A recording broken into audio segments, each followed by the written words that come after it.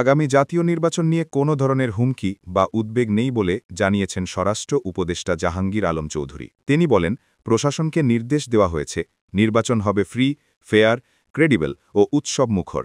এ লক্ষ্যে সবাইকে দায়িত্বশীলভাবে কাজ করতে হবে।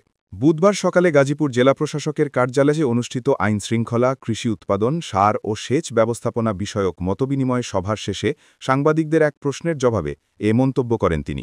গাজীপুরকে হ্যাপেনিং সিটি উল্লেখ করে উপদেষ্টা বলেন, এখানে অনেক কিছু ঘটে, কিন্তু সবটাই সত্য নয়। মাদক নির্মূলে জনসচেতনতা অত্যন্ত গুরুত্বপূর্ণ। এইটার নাম হলো হ্যাপেনিং সিটি।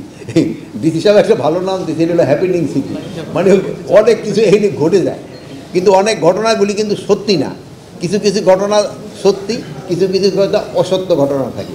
যেগুলি সত্যি আপনারা প্রকাশ করেন, আমাদের কোনো আপত্তি নেই।